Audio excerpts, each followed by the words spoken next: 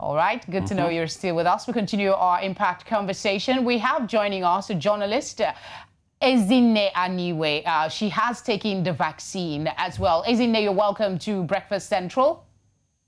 Thank you very much for having me. Good morning. Good morning. All right, we'll come to you in a second, but we did give a question to Dr. Blossom before we went on that very short break. So if you take on the reaction from South Africa, choosing not to go ahead with the vaccination using Johnson & Johnson dose.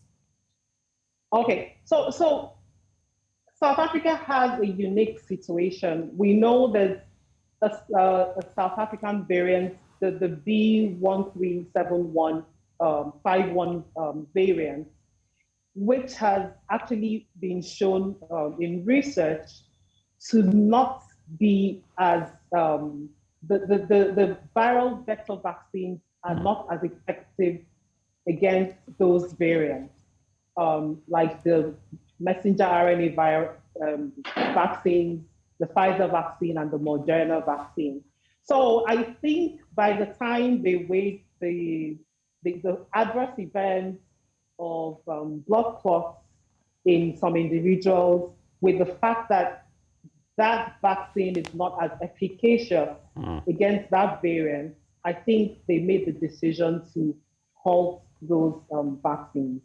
Yeah, fair enough. All right. I want to assume Dr. Blossom has had her first dose or perhaps her second dose, but we'll come to Ezinne, who clearly has got her first dose. Ezinne, anyway, good morning. Welcome to Breakfast Central. You're a journalist. Good morning. Yes, you've had your dose, and I believe the first of the coronavirus vaccine as a Nigerian. Tell us about the experience. What was it like? Well, I wanted to get it once I heard about the vaccine. And interestingly, on my program on Dream FM, I work with Dream FM 90.5 in the group. I had a commissioner for health, and of course the executive secretary of the State Primary Healthcare Development Agency. So once it arrived in Enugu, I had them on my show, The Assembly, and they talked about it. And I got to know that there were 65,410 doses that were delivered to Enugu State. So I got interested.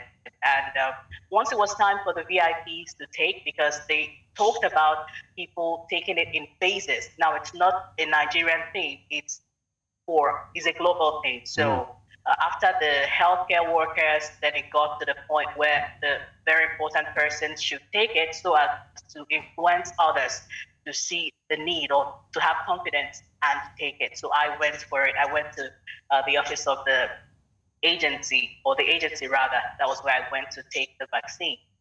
Okay. And, Okay, I was going to interject quickly and ask, did you have any reaction to it? Did you feel weird, or was there some concern? Because that is the major thing people are saying, that they're afraid of the side effects. Well, I was made to feel welcome when I came to the office, and interestingly, the health workers that were giving out the jabs or that were giving the injections, they were quite friendly. The first thing that happened was they asked me to fill a form because I didn't fill out the form online, which is one of the things that people who want to get a vaccine should do.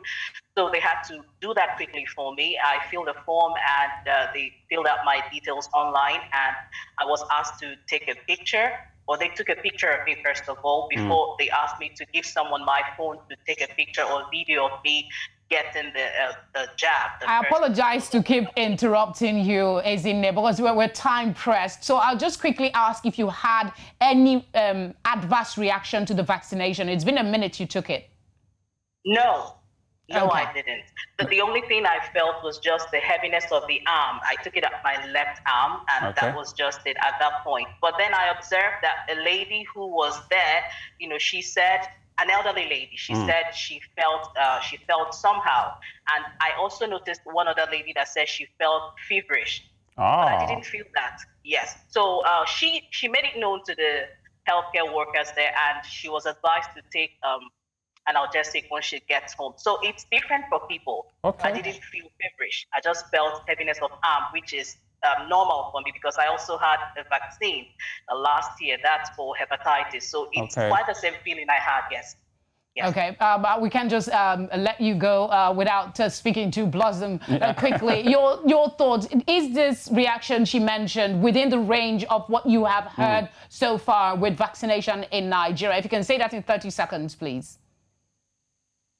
And these are the reactions you expect when you receive a vaccine. A lot of the times we take our children, our babies to get vaccinated. Yeah. They experience the same symptoms. They cry after a few hours and they tell you, give them paracetamol. That's the reason. They have chills, they have pain at the site. This is normal for every vaccine that you're going to get.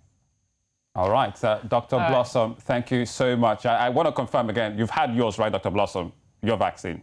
Yes, I have. Yes, I have. As a healthcare worker. Okay. All right, maybe we'll come back to you sometime and talk about that. So both of you have had your vaccines. Wow. Oh, anytime. Both of you have had your vaccines. So we're good. We're good, right, Nigerians? We're fine. We're good. All right, ladies, thank you so much for giving us your time this morning. We appreciate it.